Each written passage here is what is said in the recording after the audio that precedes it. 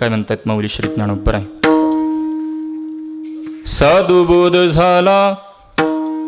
साधू बोध झाला तो नुरोनिया ठेला ठाईच मुराला अनुभव.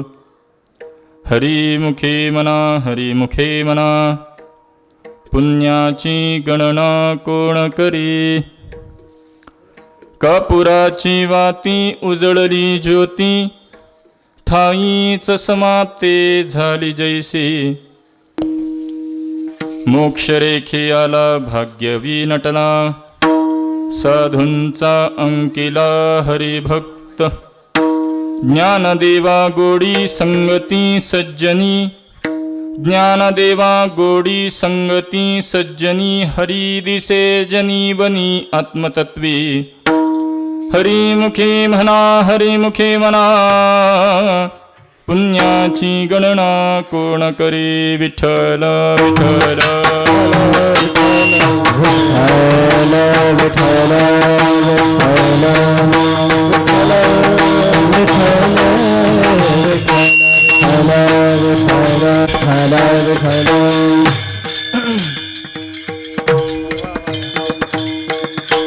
साधू बोध झाला तो नुरोनिया ठेला ठाईच मुराला अनुभव.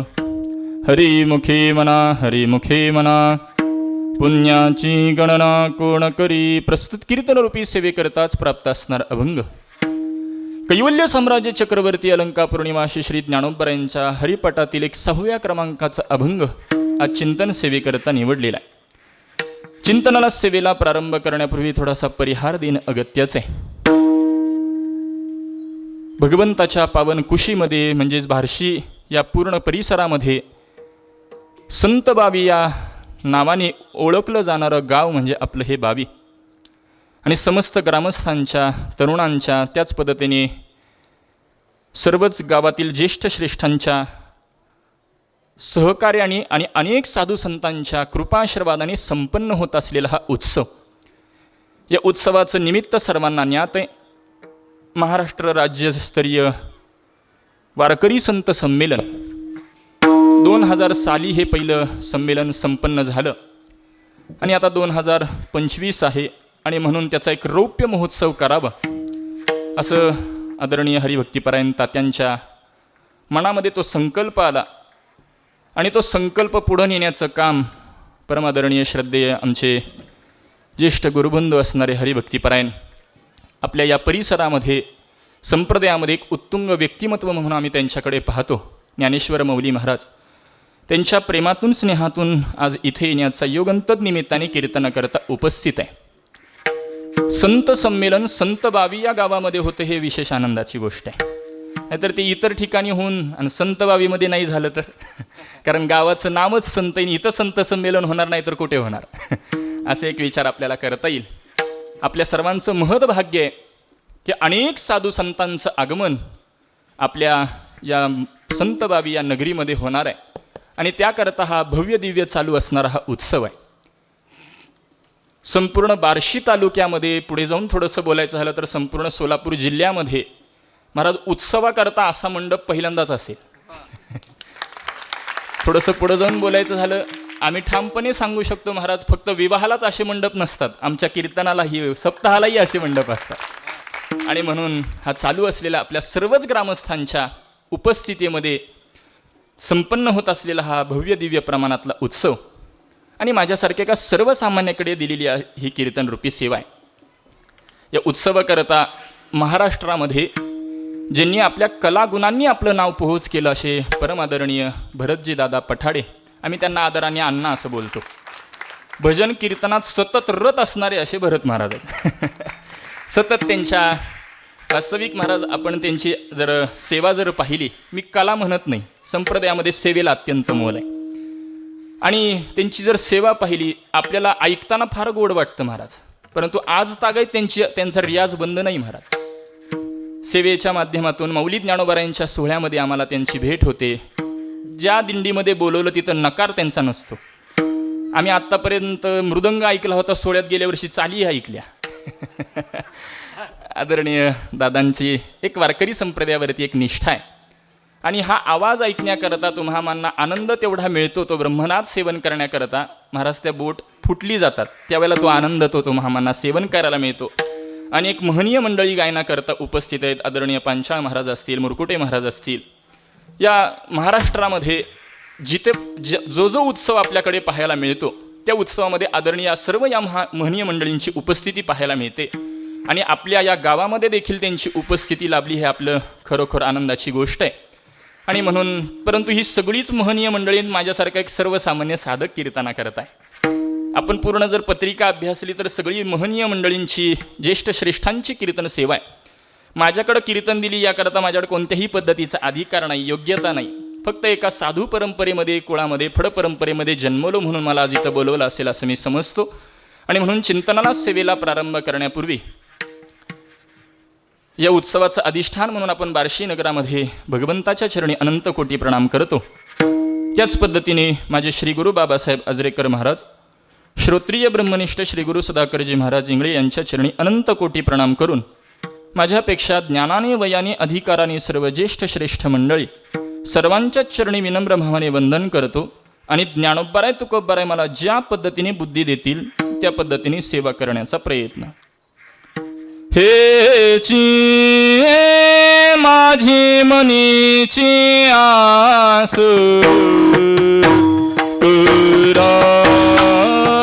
दास सेवेसी, दास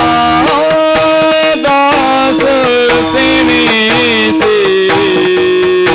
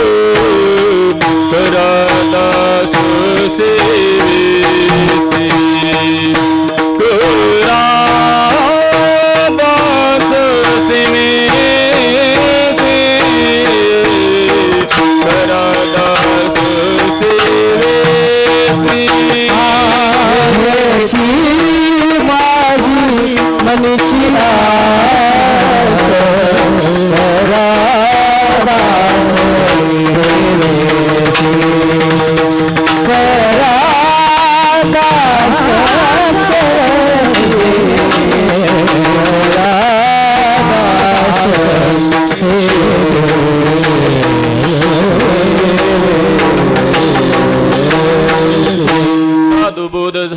तो नुरोनिया ठेला ठाईच मुराला अनुभव. हरिमुखे म्हणा पुण्याची गणना कोण करी. हा उत्सव साधू संतांच्या संमेलन या प्रित्यर्थ असल्या कारणाने साधू या पदावर थोडा विचार करावा आणि उत्सवाचा द्वितीय दिन असल्यामुळे नामपर थोडंफार विचार करावा ह्या हेतूने अभंग निवडलेला आहे. या अभंगामध्ये मौलिद ज्ञानोबराय साधूंनी केलेला बोध प्रकट करतात. वास्तविक हरिपाठातील 6व्या क्रमांकाचा अभंग चिंतन सेवेकरता निवडलेला आहे. हरिपाठाने आपला वारकरी संप्रदाय वारकरी जर म्हटलं तर अत्यंत घनिष्ठ संबंध पाहायला मिळतो. वारकऱ्याची पहिली एक संध्या म्हटलं तर हरिपाठ असं म्हटलं तरी वावगं ठरणार नाही. अत्यंतिक जवळचा घनिष्ठ संबंध वारकरी आणि हरिपाठ आहे. आणि त्या हरिपाठ या ग्रंथामध्ये पहा, हरिपाठ हा ग्रंथ दिसायला जरी लहान असेल मात्र वेदशास्त्र पुराण या तिघांनाही व्यापणार आहे. जसं ज्या पद्धतीने आपल्याकडे वामन अवतारामध्ये भगवान परमात्मा बटरूप धारण करतात आणि बटरूप धारण केल्यानंतर भगवान परमात्मा 3 पावलामध्ये संपूर्णतः विश्व व्यापून टाकतात.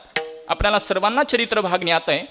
ज्यावेळेला भगवान परमात्मा बटू होतात म्हणजे लहान होतात आणि 3 पावलामध्ये ज्या पद्धतीने संपूर्ण विश्व व्यापून टाकलेलं आहे, तद्वत हरिपाठ दिसायला जरी लहान असेल तरी हरिपाठामध्ये देखील 3 वर्णक आहेत आणि त्या 3 वर्णकाच्या माध्यमातून या 27 अभंगाच्या माध्यमातून वेदशास्त्र पुराण या तिघांनाही व्यापलेलं आहे. आता शास्त्राला कुठं व्यापलेलं याचा विचार पहिल्या वर्णकामध्ये चहुवेदी जाण साही शास्त्री कारण या पदाला अत्यंत मोल शास्त्राला व्यापलेलं आहे. दुसऱ्या वर्णकाचा विचार केला तर पुराणांना व्यापलेलं आहे. पुराण प्रसिद्ध बोलिले वाल्मिक. आणि तिसऱ्या वर्णकाचा मध्ये वेदांनाही व्यापलेलं आहे. वेदशास्त्र प्रमाण श्रुतीचे वचन. वेदशास्त्र आणि पुराण या तिघांनाही व्यापून टाकणारा असा हा छोटा दिसणारा मात्र तिघांनाही व्यापून टाकणारा हरिपाठ हा ग्रंथ आहे. आणि या ग्रंथामध्ये 6व्या अभंगामध्ये ज्ञानोबराय साधूंनी केलेला बोध प्रकट करतात. वास्तविक साधूंनी केलेला बोध हा फलदायी असतो. आता यामध्ये विचार करत असताना महाराज बोध कोणी करावा, त्याच पद्धतीने बोध कोणाला करावा. बोध कोणी करावा इथंही अधिकाराचा विचार करावा लागतो, कोणाला करावा इथंही अधिकाराचा विचार करावा लागतो. परंतु बोध कोणता करावा, उत्तम अधिकाऱ्याला केला जाणारा बोध कोणता, मध्यम अधिकाऱ्याला केला जाणारा बोध कोणता आणि कनिष्ठ अधिकाऱ्याला केला जाणारा बोध कोणता. 3 अधिकारी आहेत. यावरून 9 विकल्प करता येतात. उत्तम उत्तम उत्तम मध्यम उत्तम कनिष्ठ मध्यम उत्तम मध्यम मध्यम मध्यम कनिष्ठ कनिष्ठ उत्तम कनिष्ठ मध्यम कनिष्ठ कनिष्ठ. विठ्ठल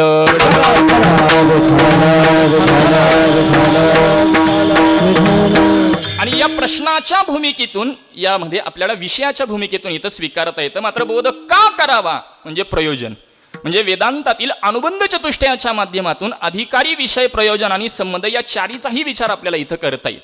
परंतु याच्या पुढे जाऊन थोडा विचार करू लागलो तर हरिपाठ या ग्रंथामध्ये महाराज पहिलाच पूर्वपक्ष निर्माण होतो. हरिपाठामध्ये हरिनाम सांगायला हवं की हरिबोध सांगायला हवा. बोध या पदाचा इथला अर्थ ज्ञान असा घ्या. हरिपाठात नाम सांगायला पाहिजे की ज्ञान, काय सांगायला पाहिजे, नाम सांगायला पाहिजे. कारण ज्ञानाचा विचार मांडत असताना पहा, ज्ञानोबरायांची जर आपण ग्रंथ पाहिले, ज्ञानोबरायांची ज्ञानेश्वरी म्हणजे भगवद्गीतेवरील एक प्रकारची टीका आहे. गीता अलंकार नाम ज्ञानेश्वरी. भगवद्गीता हे सोनं आहे आणि त्याच्यापासून जर एखादा दागिना तयार केला तर तो दागिना म्हणजे ज्ञानेश्वरी आहे. मग त्या ज्ञानेश्वरीमध्ये मौलिद ज्ञानोबरायांनी ज्ञानी ज्ञान याचं विस्ताराने वर्णन केलेलं आहे. नवे नवे अनुभवामृतामध्ये देखील ज्ञानी कसा असतो, त्यांनी कसं असलं पाहिजे याचा विचार अनेक पद्धतीने ज्ञानोबरायांनी पटवून दिलेला आहे. म्हणजे इतर ग्रंथामध्ये ज्ञानी ज्ञानबोध याचा विचार अनेक पद्धतीने मांडलेला असताना देखील हरिपाठ रूपी सूत्र ग्रंथामध्ये ज्ञानोबरायांनी बोधाचा विचार का आणावा. हरिपाठ हा सूत्र ग्रंथ आहे. आता सूत्र कशाला म्हणावं याची वेदांतामध्ये लक्षण असे, अल्प अक्षरम असंदिग्धम सारवत आणि विश्वतोमुखम. या नावामध्येच त्याचा अर्थ आहे. अल्प अक्षर म्हणजे अक्षर कमी असली पाहिजे, संदिग्धता नसली पाहिजे, मोठा विचार आहे. या 4ही सूत्रांना आपल्याकडे सूत्रग्रंथ वारकरी संप्रदायाने स्वीकारलेले आपल्याला सर्वांना ज्ञात असतील. व्यास मुनींचे आपण ब्रह्मसूत्र विचारात घेतो. अथा तो ब्रह्म जिज्ञासा शास्त्र योनित्वात जन्माद्यस्य यतः अशी सूत्र आहेत. त्यामध्ये श्री पाणिनींची व्याकरण सूत्र आहेत, नारद महर्षींची भक्ती सूत्र आहेत. अशा पद्धतीने ही सूत्र ग्रंथ आहेत. तद्वत हरिपाठ हा 27 सूत्रांचा एक सूत्र ग्रंथ असं म्हटलं तरी वावगं ठरणार नाही. मग हरिपाठ ग्रंथाच्या उत्तम अधिकारी, मध्यम अधिकारी आणि कनिष्ठ अधिकाऱ्याचा विषय जर पाहिला तर हरिनामच असायला हवा. कारण हरिपाठ ग्रंथाचं ध्रुवपद काय, हा हरिपाठ ग्रंथाचा विषय. किंवा हरिपाठ कशाला म्हणायचा जर आपण थोडा सूक्ष्म विचार केला तर हरे हे नामना हा पाठ इति हरिपाठ. पाठ या शब्दामध्ये पट हा धातू आहे, मध्यम पदलोपी समास. हरीच्या नामाचा सतत उच्चार करणे याला हरिपाठ म्हणतात, किंवा हरे हे पाठो यस्मिन याला हरिपाठ म्हणतात. हरी विषयक उपदेश ज्याच्यामध्ये त्याला हरिपाठ म्हणा. मग हरिनाम हा ज्या ग्रंथाचा विषय आहे त्यामध्ये ज्ञानोबारांनी ज्ञानाचा विचार का आणावा. विठ्ठल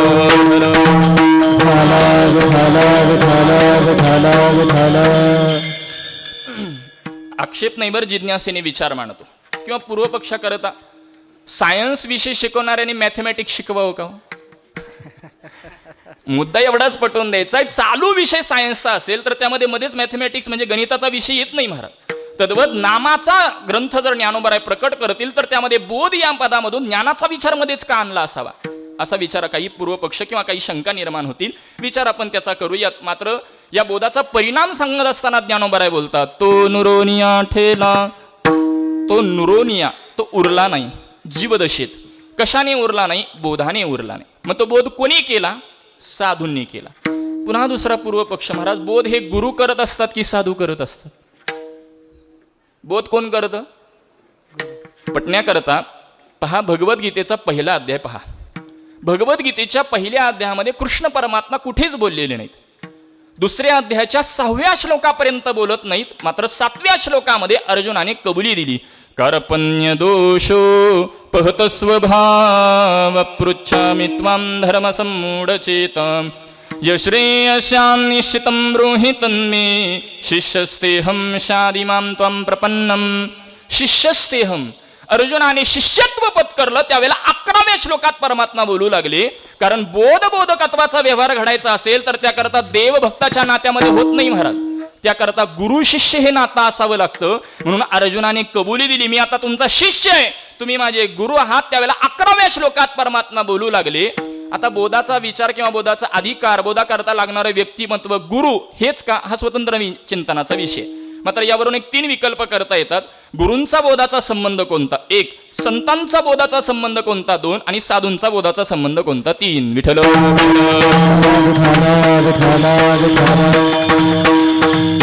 पहा, आपल्याकडे एखाद्या शिष्याला बोध करणारे आपण त्याला गुरु असं संबोधतो. संपूर्णतः विश्वाला बोध करणारे त्यांना आपण संत बोलतो. मात्र आपल्या ज्ञानोबारायांनी गुरुबोध झाला, संत बोध झाला असं न वापरता साधू बोध झाला हे पद वापरतं. म्हणजे साधू पद वापरल्याच्या पाठीमागची कारणमीमांसा काय? थोडासा अधिकाराच्या भूमिकेतून जर आपण विचार केला तर भक्त शिरोमणी नामदेवराय प्रतिपादन करतात, साधू थोर जाना, साधू थोर जाना,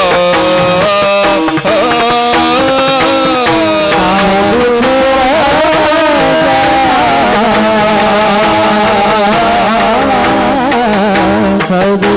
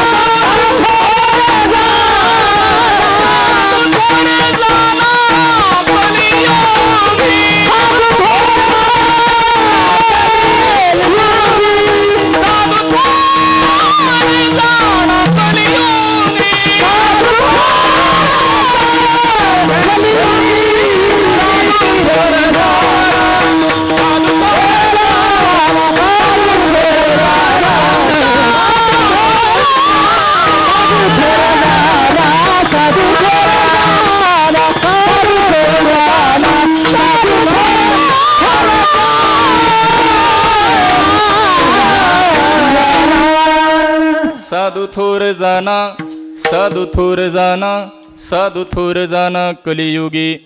महाराज या जोड चालीच्या आनंदा करतात ज्ञानोबाऱ्यांच्या सोहळ्यात यावं लागतं, पण सोहळ्यात येऊन दिंडीत चालावं लागतं हे तितकंच खरं आहे. सोहळ्यातीलच आदरणीय ज्येष्ठ कीर्तनकार त्यांनी ब्रह्मलीन वैकुंठवासी भोसरीकर मौलींचं वाक्य सांगितलं होतं. मी नेहमी बोलतो की म्हणे त्यावेळेला देखील ज्ञानोबाराय तुकोबाऱ्यांना माहिती होतं की बरीच मंडळी ज्ञानोबाराय तुकोबाऱ्यांचा सोहळा, सोहळ्यातील दिंडीतलं भजन सोडून 5-5, 10-10 किलोमीटर पुढं चालतात. म्हणून संतांनी त्यांच्याकरता प्रमाण खर्चिक घातलेलं आहे. पापाचे कळप विठ्ठल विठ्ठल. आता आपण कुठल्या यादीत वस्तू हे आपली आपण ठरवावं. वारी जवळ आली म्हणून बोललो बरं. अगदी महिना राहिलेला आहे ज्ञानोबाऱ्यांच्या सोहळ्याला, तुकोबाऱ्यांच्या सोहळ्याला. असो साधू थोर जाणा, साधू थोर जाणा, साधू थोर जाणा कलियोगी. नामदेवराय त्रिवार सांगतात.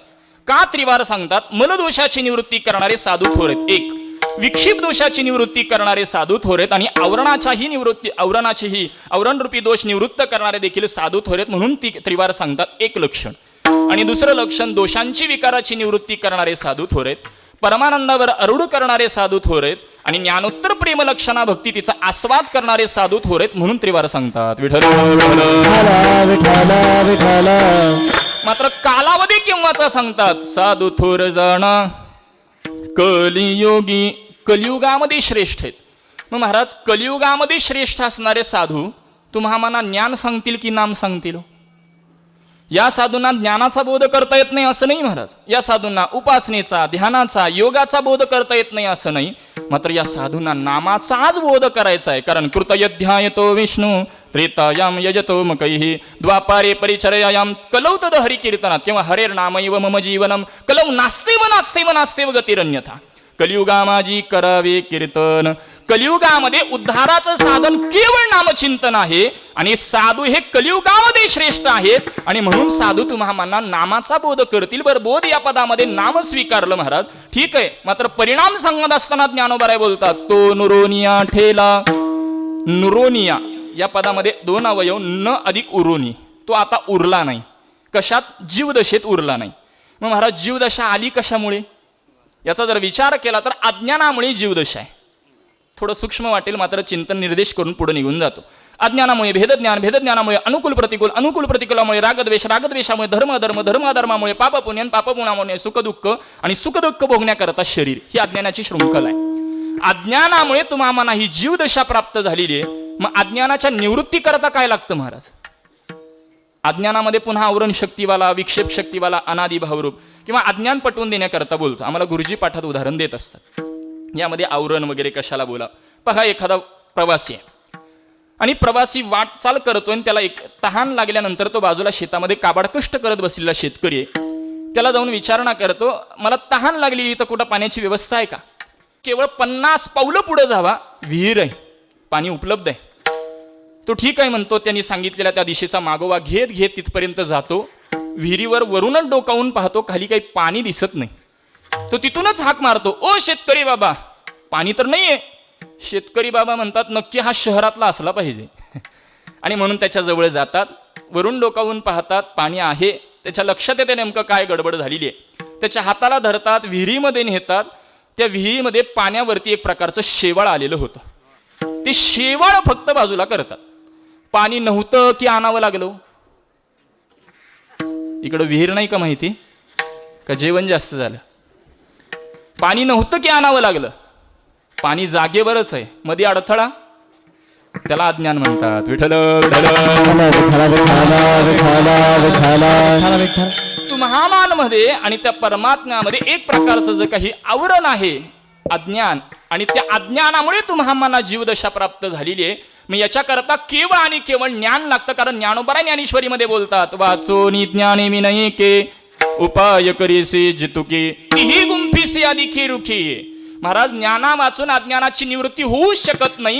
ज्ञान एकमेव साधन आहे अज्ञान निवृत्ती करता. आपण जर इतर साधनांचा उपयोग केला तर ते त्यामध्ये जास्त गुंतून ठेवतील. म्हणून ज्ञानानेच अज्ञानाची निवृत्ती होते. मग त्या अज्ञानाने जर जीवदशा नष्ट होते, तर त्या अज्ञानाच्या नाशाकरता जर ज्ञान लागत असेल तर बोध या पदामध्ये नाम घ्यायचं की ज्ञान? आपला पहिलाच पूर्वपक्ष चालू आहे. ज्ञान घ्यायचं की नाम? मौलिक ज्ञानोबारांची जर ओवी आपण विचारात घेतली तर ज्ञान असाच अर्थ करावा लागतो. मात्र दुसरा पूर्व पक्ष हरिपाठ ग्रंथामध्ये ज्ञान घ्यायचं की नाम विठ्ठल म्हणजे हरिपाठ हा ग्रंथ ज्ञान प्रधान आहे की नाम प्रधान आहे. महाराज जीवदशेच्या नाशा करता अज्ञानाच्या निवृत्ती करता केवळ ज्ञान लागतं. मात्र हरिपाठामध्ये ज्ञानोबारांनी नाम सांगितलेलं आहे आणि त्या नामरूपी बोधामुळे तो नुरोनिया ठेला. कारण हरिपाठ हा ग्रंथ कलियुगाला डोळ्यासमोर ठेवून मांडलेला आहे. कारण कलियुगामध्ये अधिकारी मिळणं दुर्मिळ आहे. अनधिकाऱ्यांची संख्या प्रचंड आहे. मग अनधिकाऱ्यांना सांगावं तरी काय महाराज. कारण ज्ञानोबारांनी हरिपाठाचा अधिकारी सांगत असताना प्रतिपादन केलेलं आहे. असोनी संसारी जीवे वेगो करी वेदशास्त्रोबारी बाह्या सदा. म्हणजेच अधिकारी मिळणं दुर्मिळ आहे. अशा अनधिकाऱ्यांना नाम सांगितलं. बरं या नामाचा परिणाम काय आहे. पापाची निवृत्ती हरि उच्चारणी अनंत पापराशी जाती ललयाशी क्षणमात्रे पुण्याची प्राप्ती अनंत जन्मोनी पुण्य होय. मग महाराज नामाने पापाची निवृत्ती, नामाने पुण्याची प्राप्ती का नामाने जीवदशेचा नाश. तर नामाने जीवदशेचाही नाश होतो असा बोध कोणी केला तर तो साधूंनी केला. एक 3-4 संगती अभ्यासता आलेल्या मांडतो आणि माझ्या मूळ विस्ताराकडे येतो. नामाने जीवदशेच्या नाशाकरता सर्वांच्या परिचयाचं प्रमाण आहे. मुखी नाम हाते मोक्ष ऐसी साक्ष बहुतांची. महाराज मोक्षाची व्याख्या जर आपण पाहिली तर सर्व दुःखन की निवृत्ती और परमानंद की प्राप्ती. एवढीच मर्यादित नाही, अज्ञानासह सर्व दुःखाची निवृत्ती. मग महाराज मोक्षामध्ये जर अज्ञानासह दुःखाची निवृत्ती असेल तर त्या अज्ञानाच्या नाशामध्ये त्याची कार्य असणारी जीवदशा राहील का. ती कशामुळे. मुखी नाम विठ्ठल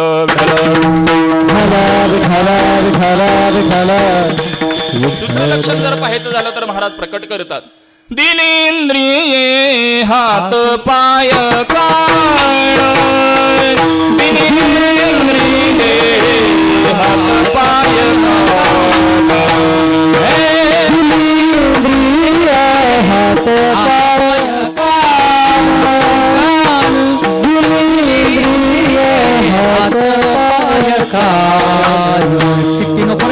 डोळे मोख बोलाया वचन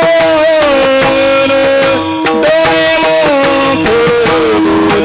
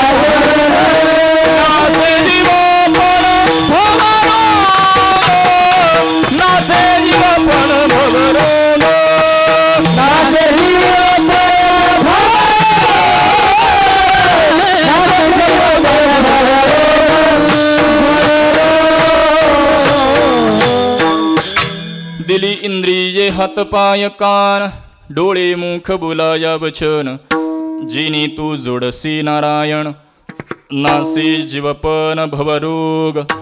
यातला जर अन्वय स्वीकारला मुख बोलाया वचन जेने नासे जीवपन भवरोग. मुखाने जर नामचिंतन केलं तर जीवपणा नष्ट होतो, मुखामध्ये जर नामचिंतन आलं तर जीवपणाचाही म्हणजे जीवदशेचा नाश होतो, असा दुसरा विचार आपण केला. किंवा ज्ञानोबराय बोलतात, तयाचे भिसाट शब्द सुखे म्हणू येते वेद, सदेह सच्चिदानंद कान व्हावे. साधू संतांच्या मुखातून बाहेर पडलेले शब्द तेच शास्त्र आहेत, ते वेद आहेत. वास्तविक वेद वेगळे आणि शास्त्र वेगळे. भगवंताच्या श्वासातून जे प्रकट होतात त्याला वेद बोललं जातं.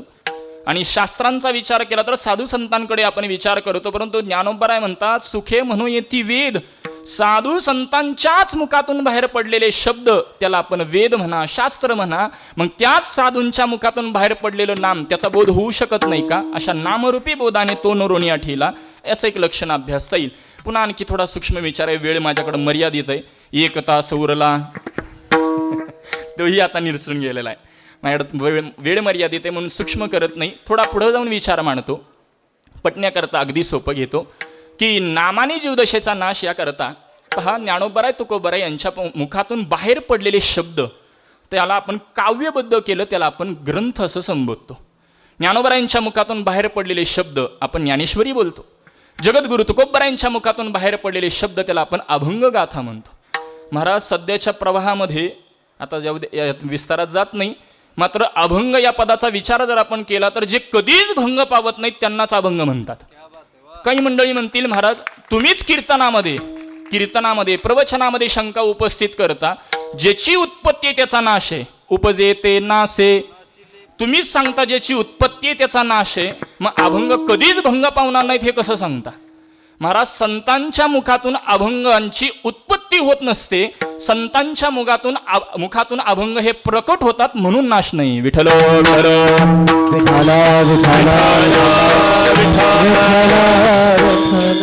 आणि त्या अभंगांना एक काव्यबद्ध केलं, त्याला आपण अभंग गाथा म्हणतो. ज्ञानोबरायांची ज्ञानेश्वरी बोलतो. म्हणजे साधू संतांच्या मुखातून बाहेर पडलेले शब्द त्याला आपण ग्रंथ बोलतो. ते ग्रंथ काय करतात?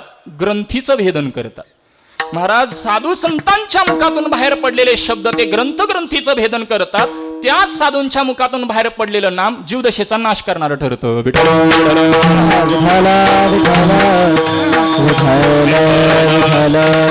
महाराज ठीक आहे, मान्य करू नामाने आम्ही जीवदशेचा नाश मान्य केला, परंतु ते नाम घेण्याकरता साधूंकडे जायची काय आवश्यकता आहे? एखादा म्हणेल महाराज हरिपाठाची पुस्तकं आता दुकानामध्ये उपलब्ध आहेत, आम्ही दुकानात जाऊ 5 रुपयाचा जाऊन हरिपाठ घेऊ, रस्त्यावरही हरिपाठ सुरू करतो, त्याच्याकरता साधूंच्याच मुखातून हरिनाम घ्यायची काय आवश्यकता आहे? पटवून देतो, लक्ष द्या. एक गृहस्थ होता आणि त्या गृहस्थाला काही कामानिमित्त मुंबईला काम निघतं. काम निघाल्याबरोबर मुंबईला जायचं आहे, सकाळ सकाळी तिथं पोहोचण्यासाठी रात्रीच इथलं निघायचं रिझर्वेशन करतो. आता सोलापुरातनं म्हणा, मी सोलापुरातनं तिकडे जातो म्हणून पटण्याकरता अगदी सोपं आहे, आपल्याला जवळही सोलापूर स्टेशन आहे. सोलापूरतून जाण्याकरता तो निघतो, मात्र बराच वेळ काम लागेल किंवा वेळ जाईल, किती वेळ लागेल काही सांगता येणार नाही, म्हणून दुसऱ्या दिवशी उशिराचं रिटर्नचं रेल्वेचं तिकीट बुक करतो. त्यानुसार तो गेलेला आहे. आता ज्येष्ठ कीर्तनकार मंडळी गोड बोलायचे, जीवनातून एकदा तरी मुंबई पाहावी असं त्यांचं वाक्य होतं. आता त्यावेळेला काही सोयी सुविधा नव्हत्या. आता एवढ्या सोयी सुविधा झाल्यात, वन डे रिटर्न येतो आपण वंदे भारतमुळे. मुद्दा एवढा की मुंबईसारख्या मोठ्या ठिकाणी तो गेलेला आहे. काम आटोपण्याकरता ऑफिसमध्ये प्रवेश करतो. अगदी 1 ते 2 तासामध्ये त्याचं काम आटोपतं. काम आटोपल्याबरोबर आता वाटू लागतं उरलेला आपला दिवस कसा घालवा, आपण तर उशिराचं रेल्वेचं तिकीट रिटर्नचं बुक केलेलं आहे, काय करावं? अनायशा आलोय मुंबईत तर मुंबई बघू म्हणून एक ठिकाणी तो मुंबई पाहू लागला. तसा तो समुद्रकिनारी येतो. समुद्रकिनारी एकटाच असत फिरत कोणत्या तरी विचारामध्ये शहरापासून बराचसा असा लांब येतो. बराचसा असा लांब आल्यानंतर थोडा वेळ जातो आणि त्याच्या लक्षात येतं थोडी तहान लागलेली याची जाणीव होते. आणि म्हणून इकडे पाहू लागतो, काहीच पाण्याची सोय दिसत नाही, कारण शहरापासून लांब आलेला आहे. मला सांगा, त्याला तहान लागलेली आहे, पाणी नाही का हो तिथं? तो कुठं फिरतो? समुद्रकिनारी. मग पाणी नाही का? पाणी आहे, मात्र ते पाणी त्याला तृप्त करणारं ठरतं का? नाही. मात्र तेच पाणी बाष्पीभवनाच्या माध्यमातून वरती जाईल, वर्षावाच्या पावसाच्या रूपाने ज्या वेळेला खाली येईल त्यावेळेला ते त्याला तृप्त करणारं ठरतं. पाणी तेच आहे, मात्र ते पाणी बाष्पीभवनाच्या माध्यमातून वरती गेलं, वर्षावाच्या रूपाने जर खाली आलं तर त्या पाण्याला गोडी निर्माण करून ते तृप्त करणारं ठरतं. तद्वत नाम देखील तेच आहे, मात्र ते जर साधूंच्या मुखातून स्वीकारलं तर आपल्या अज्ञानाची जीवदशेचा नाश करणारं ठरतं, स्वरूपाची गोडी निर्माण करणारं ठरतं. आणि त्या नामाचा बोध कोणी केला तर तो साधूंनी.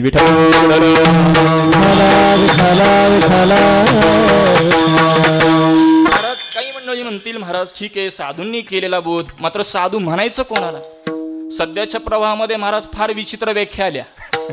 माझा काही तितका अधिकार नाही म्हणून त्या विस्तारात जात नाही, फक्त केवळ मुद्दा एवढाच पटवून सांगायचा आहे. सर्वांच्या परिचयाचं प्रमाण आहे. जे कारंजले गांजले त्यासी म्हणी जो अपुले, तोची साधू ओळखावा देव तिथीची जाणावा. महाराजांना म्हणता आलं असतं इथं, तो साधू ओळखावा, तोची साधू ओळखावा. श्री पाणिनींच्या व्याकरण सूत्रानुसार या चकाराने आणण्याची व्यावृत्ती असते.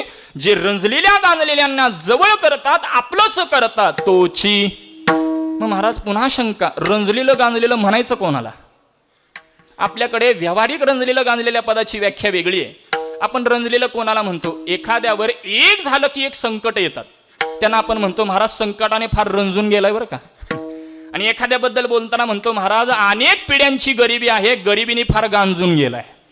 म्हणजे रंजलेलं गांजलेलं व्यवहारात आपण भिन्न म्हणतो, परंतु परमार्थिक दृष्ट्या रंजलेलं गांजलेलं कोणाला म्हणावं ज्ञानोबाराय निर्देश करतात. तैसे विषय सुखे रंजे, ते विषय सुखामध्ये रममान होतात. मग विषय सुखामध्ये रममान होण्याकरता आपण कशाच्या साह्याने जातो? एक तर इंद्रिय आणि दुसरं मन. बघा, अधिष्ठाय मनश्चायं विषयानुपसेवते. म्हणजेच आता त्याचा पुढचा विचार नका. अधिष्ठान मनाचा जर आपण विचार केला तर विषयांना ते सेवन करतं. म्हणजेच विषय सेवन करण्याकरता आपण इंद्रियांच्या साह्याने मनाद्वारे आपण त्याचा विचार करतो. मग ती इंद्रिय कोणती? पंच ज्ञानेंद्रिय. 15व्या अध्यायामध्येच विचार मांडलेला आहे. श्रोत्रम चक्षुः स्पर्शनम रसनम घ्राणमेवच. पंच ज्ञानेंद्रिय आणि पंच कर्मेंद्रिय, वाक पाणीपात उपस्थानी गुद्ध. या 10 इंद्रियांचा निग्रह ज्याला करता आला, नवे नवे ज्याला 10 इंद्रियांचा निग्रह करता येत नाही त्याला रंजलेलं म्हणा, आणि ज्याला मनावरती ताबा ठेवता येत नाही त्याला गांजलेलं म्हणा. ही परमार्थिक व्याख्या आपल्याला विचारात घेता येईल. मग 10 इंद्रियांचा निग्रह करणं, महाराज जो 10 इंद्रियांचा निग्रह करतो त्याला दशरथ म्हटलं जातं. दशरथ कोणाला म्हणावं? 2 अवयव आहेत. दश अधिक रथ इति दशरथ. दश म्हणजे 10, रथ म्हणजे आरूढ झालेला. जो 10 इंद्रियांवरती रथ झालेला आहे, आरूढ झालेला आहे, 10 इंद्रिय ज्याच्या ताब्यात आहेत त्याला दशरथ म्हणतात. आणि असं दशरथ झाल्याशिवाय प्रभू रामचंद्रांचा जन्म होत नाही.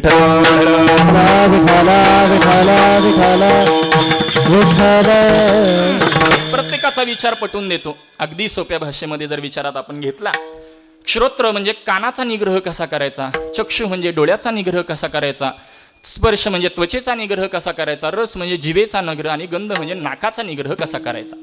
श्रोत्र इंद्रियाचा निग्रह करणं म्हणजे पहा, कुणी कितीही स्तुती केली किंवा कितीही निंदा केली, आपली वृत्ती समान ठेवणं हा श्रोत्र इंद्रिय निग्रह करण्याची पद्धत आहे. याला शास्त्रामध्ये मानशून्यता म्हटलं जातं. कुणी कितीही स्तुती करू द्या, निंदा करू द्या, पटवून देतो, लक्ष द्या. एक साधू महात्मे होते, संन्यासी होते. आता त्याचा विचार शास्त्रामध्ये मोठा आहे. विधवत संन्यास, विविधिशा संन्यास. त्या संन्यासांची म्हणजे त्यांची पद्धत बदलली की कोणत्या क्षेत्रामध्ये त्यांनी किती वेळ राहिलं पाहिजे याची नियमावली बदलते महाराज. त्यानुसार ते संन्यासी महात्मे, एक साधू महात्मे भटकंती करतायत. एका गावामध्ये ते भटकंती करता थांबलेले. भटकंती करत असताना मुक्कामा करता वास्तव्याला ते एका गावामध्ये थांबले. एक एक करत संपूर्ण गावामध्ये बातमी पसरते, आपल्या गावामध्ये साधूंचं आगमन झालेलं आहे. सगळी मंडळी त्या साधू महात्म्यांच्या दर्शनाला येऊ लागतात. दर्शन करून आपल्या घरातील काही अडचणी असतील त्यांच्याजवळ सांगाव्यात, पुढं निघून जावं. त्यानुसार गावातला एक सद्गृहस्थ त्या साधू महात्म्यांकडे जातो आणि महात्म्यांना विचारणा करतो, महात्मे मला तुमच्यासारखं साधू बनायचं आहे. जसं आता कोणी उठतंय मला कीर्तनकार बनायचं म्हणतंय तसं. जाऊ द्या, परखडता वाटेल, माझा अधिकार नाही. मुद्दा एवढाच पटवून द्यायचा आहे. तो म्हणतो महाराज मला तुमच्यासारखं साधू बनायचं आहे.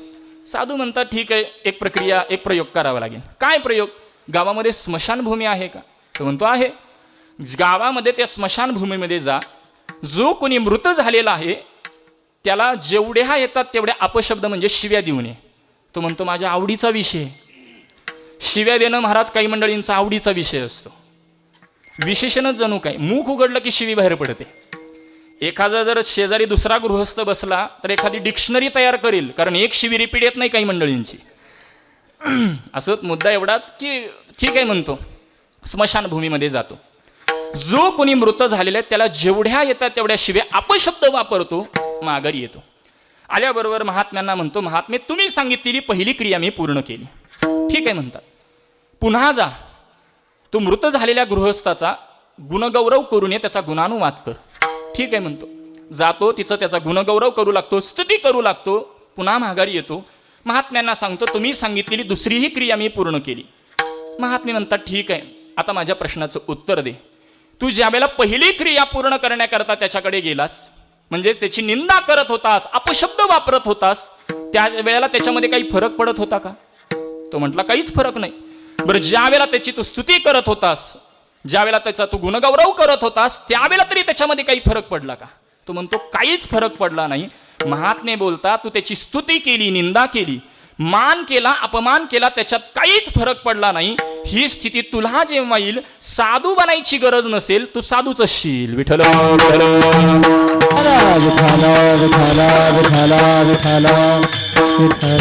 श्रोत्र इंद्रियाचा निग्रह करण्याची पद्धत जर विचारात घेतली तर तुम्ही ऐका रे कन माझ्या विठोबाचे गुण.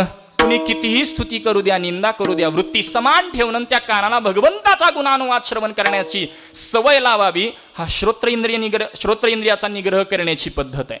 नवे नवे याकरता महाराज शांतीब्रह्मनाथ महाराज चिरंजीव पदामध्ये फार गोड बोलतात. बरं, माझा अधिकार नाही, मात्र आमच्या गुरुजींनी पाठामध्ये एकदा बोलले होते. शांतीब्रह्मनाथांची ओवी असे, म्हणती हरीचा अवतार आम्हाला गी झाला स्थिर. महाराज, असतो आम्ही साधक, मात्र कीर्तनानंतर समाज आमचं एवढं कौतुक करतो, महाराज काय कीर्तन केलं, काय कीर्तन केलं, तुमचा अवतार आमच्यासाठीच झालाय. माझी भाषा नाही, नाथ महाराज वर्णन करतात. म्हणते हरीचा अवतार आम्हाला गी झाला स्थिर. समाज आमचं एवढं कौतुक करतो आणि आम्हालाही वाटू लागतं आम्ही सिद्ध पुरुष झालो. असतो आम्ही साधक, मात्र समाज कौतुक करू लागल्यानंतर आम्हाला वाटू लागतं आम्ही सिद्ध पुरुष झालो. म्हणून साधक दशेतून सिद्ध दशेला जाण्याऐवजी आमचा श्रोत्र इंद्रियाचा निग्रह नसल्या कारणाने आम्ही साधक दशेतून जीव दशेला येतो. याला कारण श्रोत्र इंद्रियाचा निग्रह नाही. आणि म्हणून ती करण्याची पद्धत म्हणजे भगवंताचा गुणानुवाद श्रवण करण्याची सवय लावणं म्हणजे श्रोत्र इंद्रियाचा निग्रह करणे. श्रोत्रम चक्षुः, चक्षु म्हणजे डोळ्याचा निग्रह. आता आपल्याकडे पंच ज्ञानेंद्रियामध्ये शास्त्रकार विचार असं म्हणतात, आपल्याला जे 100% ज्ञान होतं त्यातलं 81% ज्ञान केवळ नेत्र इंद्रियाने होतं महाराज. उरलेल्या 19% 4 इंद्रिय आहेत. एवढं नेत्र बलवान आहे. आपल्याला काय पाहावं हे ठरवता येतं, काहींना ठरवता येत नाही. परंतु आता आपल्यात आणि त्यांच्यात फरकच राहिला नाही. असंच मुद्दा एवढाच पटवून द्यायचा आहे. आता डोळे उघडे ठेवून निग्रह करणं, डोळे बंद ठेवून निग्रह करणं मोठा विचार करता येईल. मात्र त्याचा निग्रह करण्याची जर पद्धत विचारात घेतली तर डोळे तुम्ही घ्या रे सुख, पहा विठोबाचे मुख. किंवा महाराज बोलतात, सदा माझे डोळे जडो तुझे मूर्ती, सदा माझे डोळे जडो तुझे मूर्ती,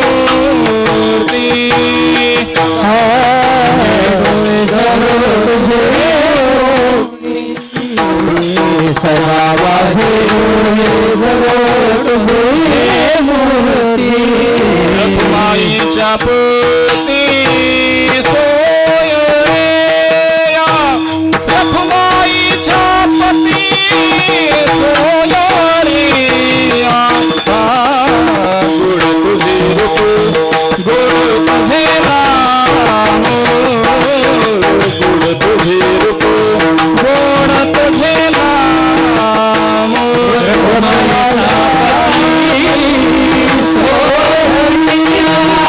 रखुमाई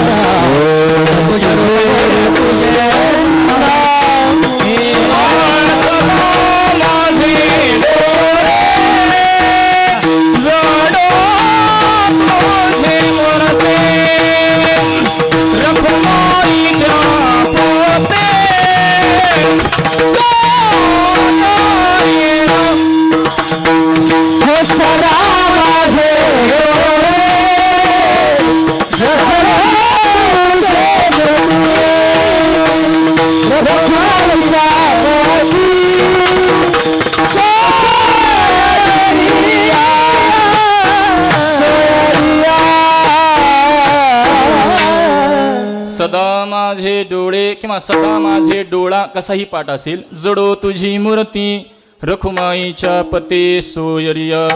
डोळ्याला भगवंताला पाहण्याची सवय लावावी. हा नेत्र इंद्रियाचा निग्रह करण्याची पद्धत आहे. श्रोत्रम चक्षुः स्पर्शनम, त्वचेचा निग्रह. मला वाटतं आमच्याकरताच ही मखमलिका आदी असते खाली, कारण आम्हाला बहुतेक त्वचेचा निग्रह येत नसेल. परंतु वारकरी तत्व जर पाहिलं तर त्वचेचा निग्रह करण्याची सांगायची गरजच नाही, कारण गावाकडे एसीत झोपणारा वारीत चिखलातही झोपतो. त्याला वारकरी म्हणतात. असो त्वचेचा निग्रह, याच्या पुढे जाऊन रसना म्हणजे जिभेचा निग्रह, नाकाचा निग्रह ही पंचज्ञानेंद्रिय आहेत. ह्याच्या पुढे जाऊन वाक पाणीपात उपस्थानी गुद्ध ही कर्मेंद्रिय, अशा 10चा इंद्रिय निग्रह करता आला पाहिजे. आणि ज्यांना करता येत नाही या 10 इंद्रियांचा निग्रह, 10 इंद्रियांवर ज्यांना ताबा ठेवता येत नाही त्यांना रंजलेलं म्हणतात. आणि दुसरं मनावरही ताबा ठेवता येत नाही, कारण मन किती चंचल आहे. अर्जुनाने कबुली दिली, चंचलम ही मन कृष्णा प्रमाथे बलवदृढम तस्यहम निग्रहम वंदे वायुरेव सुदुष्करम. किंवा मनो मधुकरो मेघो मानिनी मधुनो मरुतो मा मधो मरकटो मत्सो मकरादश चंचल. 10 गोष्टी चंचल आहेत, त्यामध्ये देखील सर्वाधिक चंचल काय असेल तर ते मनच आहे. आणखी पुढे जाऊन बोलायचं झालं तर एका ठिकाणी सुभाषितकार बोलतात, मरकटस्य सुरापाणम. हाच भाव नाथ महाराज देखील बोलतात, मरकट रूपे चंचल मन त्यासी असत संग मदिरापान काम वृश्चिके दंशिले जान मग वर्तन यद्वा तद्वा. पटवून देतो. मन किती चंचल आहे. मरकट रूपे, मरकट माहिती आहे का इकडं? मरकट म्हणजे माहिती नसेल तर केवळ आरसा पाहायचा. पहा, माकड पूर्वीचा चंचल आहे, त्यामध्ये त्याला असत संग मदिरापान. त्याला एखाद्याने मद्यपेय पाजलं, मद्यपेय समजतं ना, मद्यपेय एवढाच शब्द या गादीवर घ्यावा बरं, दुसरा अधिकार नाही. माकड पूर्वीचा चंचल आहे, त्यामध्ये त्याला एखाद्याने मद्यपेय पाजलं, किती चंचल होईल. थोडं पुढं जाऊन बोलायचं झालं तर नाथ महाराज पुढं बोलतात, काम वृश्चिके दंशिले जान. माकड पूर्वीचा चंचल, त्यामध्ये त्याला एखाद्याने मद्यपेय पाजलं, त्यामध्ये एका विंचवाने त्याला दंश करावा, किती चंचल होईल. त्याही पेक्षा मन चंचल आहे. विठ्ठल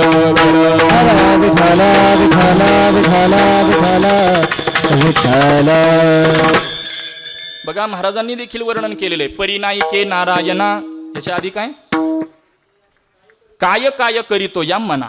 महाराजांनी बोलावं. महाराज म्हणजे मन अत्यंत चंचल आहे, याचा निग्रह करायचा झाला तर महाराज बोलतात, आता कोठे धावे मोर, आता कोठे धावे मोर, आता कोठे धावे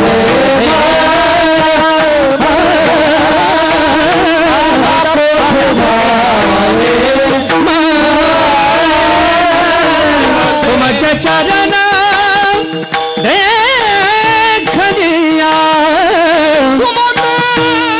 चरण देख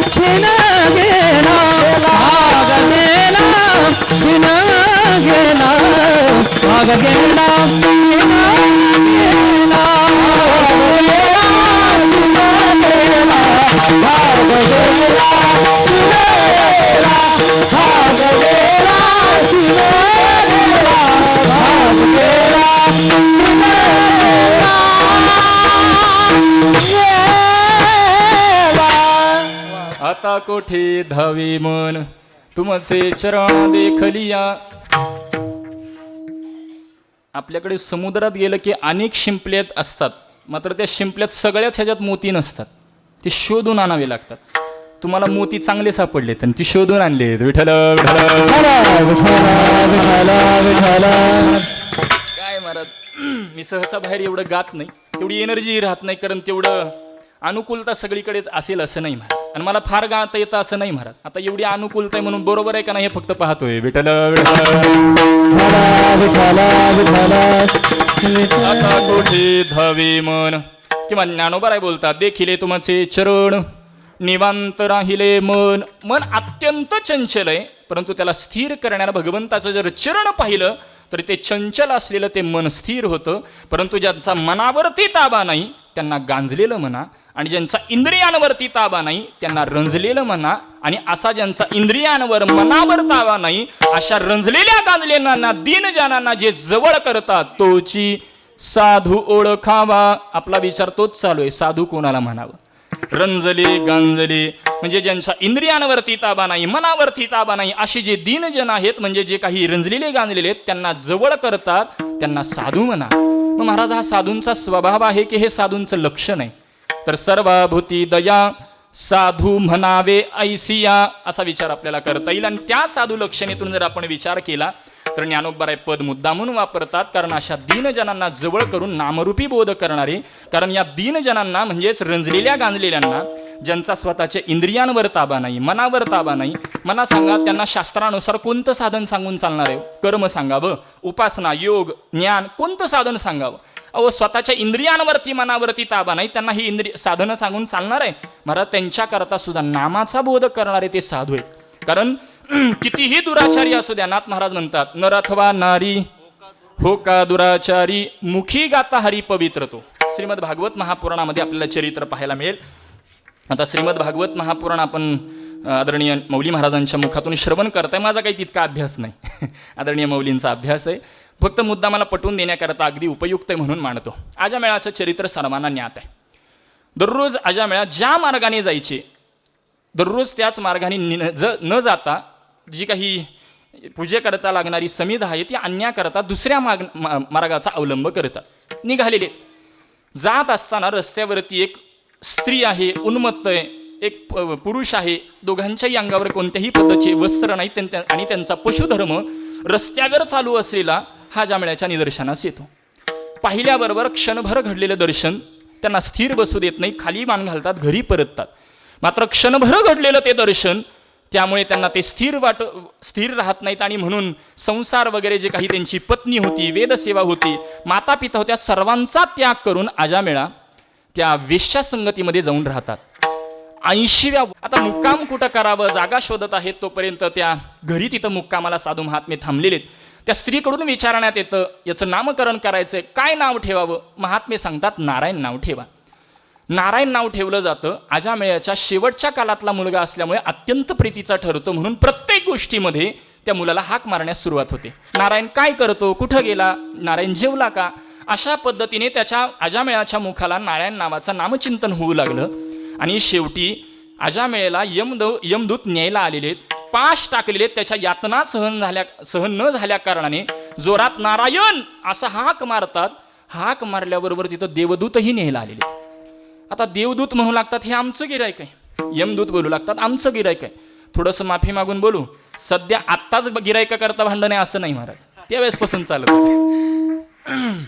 देवदूत बोलू लागतात, आमचं गिरायक आहे. यमदूत म्हणतात, अहो आयुष्यभर यांनी दुराचार केला, आत्ता जिथं प्राण सोडतोय ते देखील एका वेश्येचं घर आहे, आणि तुम्ही कसं काय म्हणता हे तुमचं गिरायक? ते बोलू लागतात, त्यांनी काही का केलेलं असं ना, आत्ता आमच्या मालकाचं त्यांनी नाव घेतलंय म्हणून हे आमचं गिरायक. यमदूत बोलू लागतात, अहो तुमच्या मालकाचं कुठं, ते तर त्या पोराचं नाव आहे, पोराच्या निमित्ताने घेतलेलं नाव आहे. त्यावेळेला देवदूत म्हणतात, पोराच्या निमित्ताने का होईना ते नाव आमच्या मालकाचं आहे. देवदूत म्हटल्याबरोबर यमदूत बोलू लागतात, अहो तुमच्या मालकाचं कुठं, ते तर त्याच्या पोराचं नाव आहे. देवदूत बोलतात, त्या मुलाच्या जन्म होण्यापूर्वी नारायण नाव जगतात होतं की नव्हतं? मग त्या मुलाचं कसं काय झालं? ते आमच्या मालकाचं आहे, त्यामुळे हे गिरायक आमचं. यमदूतांचा नाईलाज होतो. देवदूत त्याला घेऊन जातात. यमदूत घडलेला सगळा काही वृत्तांत यमधर्माला येऊन सांगतात, आणि धर्माला बोलतात की जे घडलं ते योग्य झालं का, कारण आमचा नाईलाज झाला. त्यामुळे यमधर्माचे उद्गार आहे, जे घडलं ते योग्य झालं, त्याची जागा आपल्याकडे नाही. विठ्ठल महाराज भगवद्गीता ही बोलते, अंतकाले च मामेव स्मरण मुक्त्वा कलेवरम य प्रयाती समद्भावम याती नास्तत्र संशया.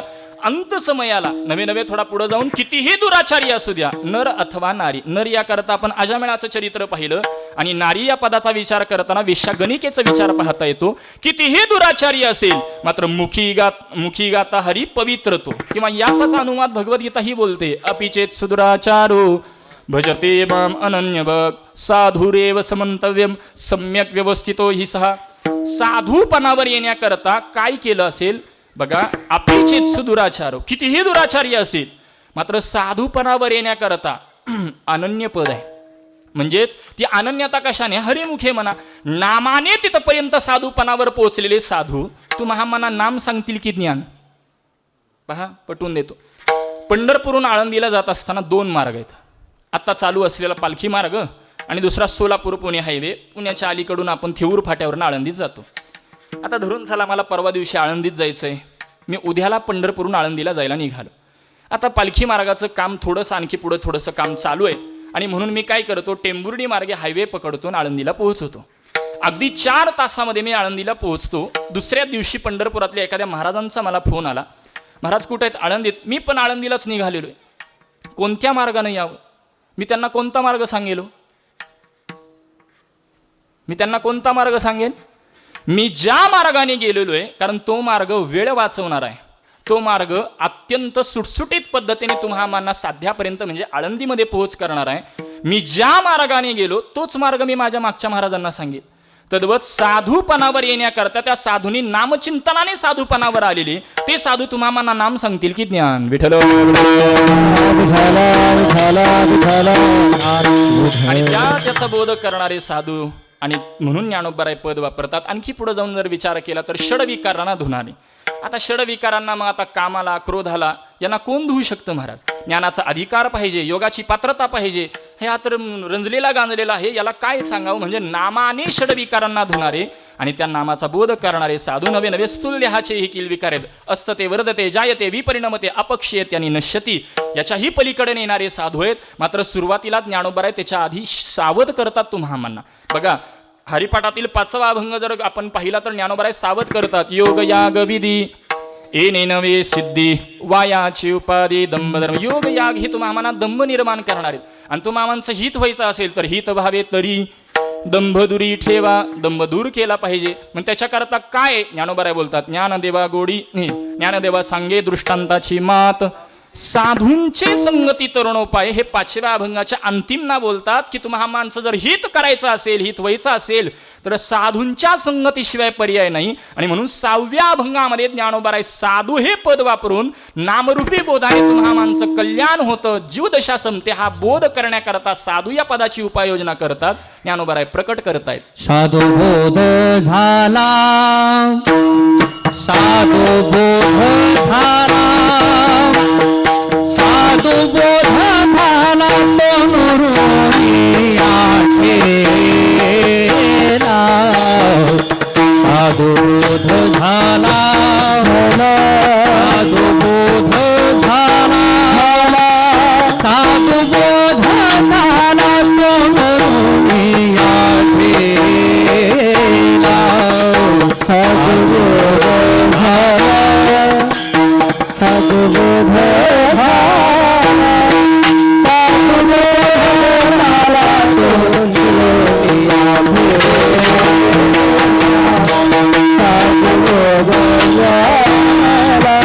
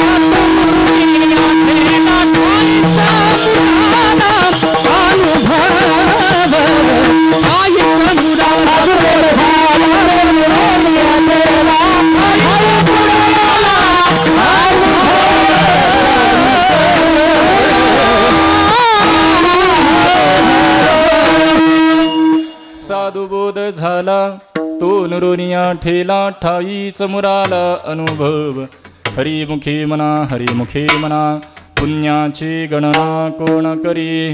साधू या पदाचा आपण विचार केला, त्या साधूने केलेला बोध नामरूपी बोधाचा विचार केला, त्याचा परिणामही आपण विचारात घेतला. तो नरोनिया ठेला. मात्र उत्तरार्धामध्ये बोलतात ठाईच मुराला अनुभव. ठाईच हे पद इथलं अधिष्ठान वाचक आहे. मग इथं अधिष्ठान हरी घ्यायचं का इथं अधिष्ठान ब्रह्म घ्यायचं महाराज? बघा, जीवाचं अधिष्ठान कुटस्थ रूपाने ब्रह्म आहे, जीवाच्या उपाधीचं अधिष्ठान ब्रह्म आहे. म्हणजे संपूर्ण जर विचार केला तर समष्टी वेष्टी या सर्वांचं अधिष्ठान ब्रह्म आहे. परंतु हरिपाठामध्ये ब्रह्म घ्यायचं की हरी घ्यायचा? सगुणवाचक हरी घ्यायचा की निर्गुणवाचक घ्यायचा? याच्या पुढे जाऊन महाराज हरी नामाच्या ठिकाणी मोराला का हरिचेतनाच्या ठिकाणी मोराला? विठ्ठल याकरताच ज्ञानोबराय दृष्टांताची उपाययोजना करतात. कापुराची वाती, कापुराच्या असं नाही बरं, कापुराची वाती उजळली ज्योती ठाईच समाप्ती झाली जैसी. कापुराचा नागणीचा संबंध झाला. कापूर किती तासाने पेढ घेतो? तुमच्याकडे तास आहे का? क्षणार्धात पेढ घेतो महाराज. तद्वत उत्तम अधिकारी जो असतो काना वचनाची भेटी सरिसाची पै किरटी वस्तू होऊन उठी कवन एक जो किंवा सत्वर उच्चार प्रल्हादी बिंबला. साधू महात्म्यांच्या गुरु महात्म्यांच्या मुखातून एखादं वचन बाहेर पडेपर्यंत अवकाश क्षणार्धात कृतार्थ होतो. जसा कापूर क्षणार्धात पीड घेतो तद्वत उत्तम अधिकारी क्षणार्धात कृतार्थ होतो. मग हा दृष्टांत ज्ञानोबरायांनी दिला, तो दृष्टांत देखील उत्तम अधिकाऱ्या करताय महाराज. परंतु तुम्ही नामरूपी बोध घेतलेला आहे. मग या नामाचा अधिकार केवळ उत्तम अधिकाऱ्यालाच आहे का? तुम्ही आत्ता अधिकारी सांगत असताना दृष्टांतात उत्तम अधिकाऱ्याचा दिलेला आहे दृष्टांत. मग नाम या बोध या पदामध्ये तुम्ही नाम घेतल्यामुळे नामाचा अधिकार मग उत्तम अधिकारी आहे का? तर महाराज याचा विचार जर आपण केला तर सकळ असे येथे आहे अधिकार कलियुगी उद्धार हरिनामे. सकळ अशी, सकळ म्हणजे कोण कोण? या रे लहान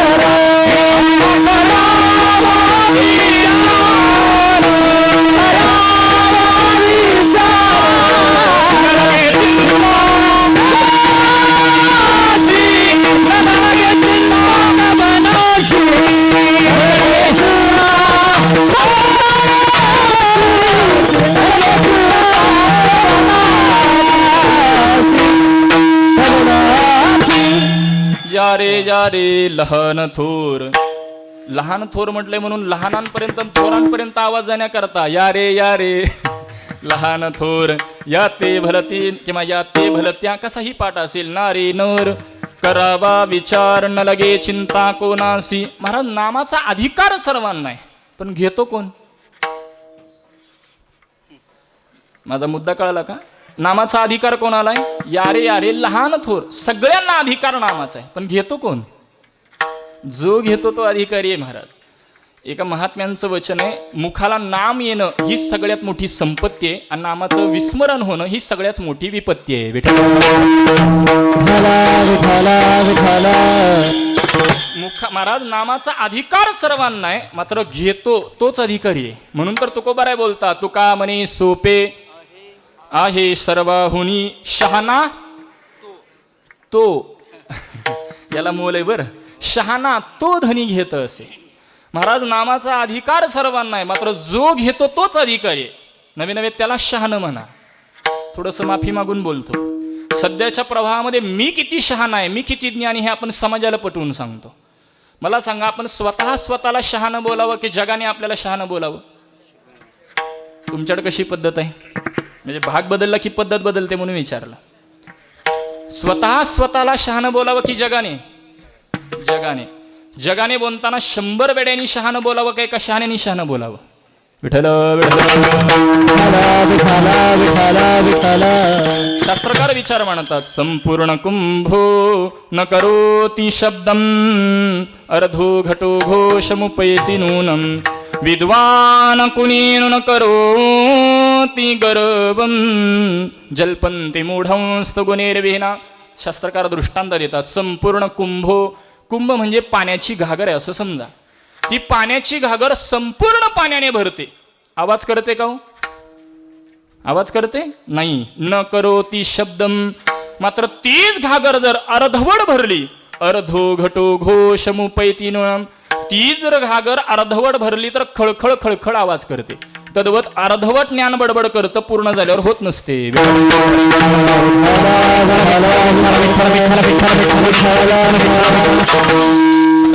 शहाणं कोणाला बोलावं तुकोबाराय बोलतात, शहाणा तो.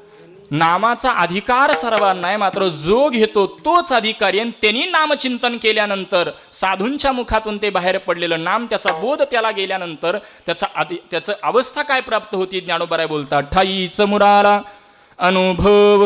मग महाराज ठाईच इथं हरी घ्यायचं की नाम घ्यायचं? वारकरी संप्रदायाचा विचार केला तर नाम नामीचा अभेद आहे. एक नाम हरी, द्वैत नाम दुरी, किंवा एक तत्व नाम दृढधरी म्हणा, किंवा नामा परते तत्व नाही रे अन्यता. मग हा नामरूप झाला, ब्रह्मरूप झाला, हरिरूप झाला, हे म्हणणं वेगळं की एकच? विठ्ठल विठ्ठल. महाराज इतर ग्रंथामध्ये ब्रह्म म्हणा, हरिपाठात काय म्हणायचं? इतर ग्रंथामध्ये ब्रह्म म्हणा. तर हरिनाम हे महाराज तुम्हा म्हणचं साधनही साध्य आहे. नवे नवे साध्य हे ना अधिष्ठान आहे. साध्य म्हटलं की आपण निघालो, त्यामुळे ते नाम अधिष्ठान आहे. नवे नवे अधिष्ठानाच्या ठिकाणी लयाला गेले. असे तुकोबारायांचे आदी संतांचे आपण अनुभव विचारात घेऊ शकतो. तुकोबाराय काय बोलतात? माझी मज झाली अनावर वाचा, छंद या नामाचा घेतलासी. माझी वाचा माझ्या ताब्यात राहिली नाही. महाराज वाचा कोणाची आहे? तुकोबारायांची. मग वाचा कोणाच्या ताब्यात राहायला पाहिजे? पण ती आहे कोणाच्या? नामाच्या ताब्यात आहे. नामाच्या ठिकाणी अधिष्ठानाला गेलेले, नामरूपी अधिष्ठानाला लयाला गेलेले. नवे नवे आमच्या आजोबा कीर्तनात गोड बोलायचे. तुकोबारायांच्या चरणाची धूळ विठ्ठल विठ्ठल म्हणायची, माती विठ्ठल विठ्ठल बोलायची. आता माणसं मातीत चालली तरी जनाबाईंच्या गौऱ्या विठ्ठल विठ्ठल म्हणतात. आता माणसं गौऱ्यावर चालली तरी. समजलं असेल. धन्यवाद. विठ्ठल. तुकोबारायांचं अधिष्ठान हे नाम आहे. संत जनाबाईंचा विचार करा. संत चोखोबारायांचा काल समाधी सोहळा होऊन गेला. अहो, ज्यावेळेला भक्त शिरोमणी नामदेवरायांना भगवान परमात्मा सांगतात माझ्या चोखोबांच्या अस्थी घेऊन या, नामदेवराय विचारतात कशा अस्थी ओळखाव्या? भगवान परमात्मा सांगतात ज्या अस्थीतून माझ्या नामाचा ध्वनी बाहेर येतोय त्या माझ्या चोखोबांच्या अस्थी आहेत. मला सांगा, चोखोबांच्या अस्थी विठ्ठल विठ्ठल बोलतात म्हणजे चोखोबारायांचं जीवन म्हणजे चोखोबारायांचं अधिष्ठान काय? तर नाम आहे. म्हणजे सर्वांचं अधिष्ठान नाम. तर ज्ञानोबारायांचं अधिष्ठान काय? नाम. आणि नामाचा नवे नवे याचा विचार मांडत असताना नामही अग्नी, नामही ज्ञानही अग्नी आहे. महाराज बघा, तुकोबाराय वर्णन करत असताना म्हणतात, तुका म्हणे आम्ही झालो अग्निरूप. अग्निरूपचा विचार करत असताना आपण ज्ञानरूप झाला असा विचार करू शकतो, मात्र नामही अग्नी आहे. कारण या संतांच्या बोलण्यामध्ये उपक्रम उपसंहार हा एक असतो. महाराज उपक्रम म्हणजे सुरुवात आणि उपसंहार म्हणजे शेवट. तुका म्हणे आम्ही झालो अग्निरूप, याचं प्रथम चरण आपण अभ्यासलं तर सत्य सदा नाम घोष करू हरी कथा. पहिल्या चरणात जर नाम सांगतात तर अग्निरूप झाला म्हणजे ज्ञानरूप झाला की नामरूप झाला? नामरूप विठ्ठल विठ्ठल विठ्ठल विठ्ठल विठ्ठल विठ्ठल विठ्ठल विठ्ठल. आता हा नामाच्या ठिकाणी मुर आलाय, परंतु तो अनुभवाने त्याच्याकरता दृष्टांत देत आहेत. कापुराची वाती उजळली ज्योती ठाईच समाप्ती. अंतिम पूर्व पक्ष की ठाईचं समाप्ती सांगितली आणि प्रथमच्या चरणात ठाईचं मुराला सांगितलंय. कापुराच्या वातीची समाप्ती आहे, मात्र जीवदशा जी लयाला गेली ती बाहेर येऊ शकते म्हणून मुराला. मात्र तो आता अनुभवाने मुरू लागलेला आहे. अनुभवाने काय सांगतो? मोक्षरेखे आला भाग्ये नटला साधूंचा अंकिला हरिभक्त. आता तो साधूंच्या मुखातून बाहेर पडलेला हरिनाम त्याची सेवा करू लागले असल्या कारणाने मोक्षाच्या रेषेवर आला तर तो भाग्यवान ठरतो. मात्र मोक्षानंतर ज्ञानोत्तर प्रेम लक्षणा भक्तीन तिचा आस्वाद करून देणारं साधूंच्या मुखातून ते नाम आणि त्या नामाची सेवा तो करू लागला म्हणून साधूंचा अंकिला तो हरिभक्त हरिनामाची सेवा करू लागला, हरिभक्तीची सेवा करू लागला, हरिभक्ताची सेवा करू लागला म्हणून त्याला हरिभक्त असं म्हटलं जाऊ लागलं. आणि त्याला ती भक्ती कुठं करता येऊ लागली? ज्ञानोबाराय बोलतात, ज्ञानदेवा गोडी संगती सज्जनी हरी दिसे जनी वनी आत्मतत्वी.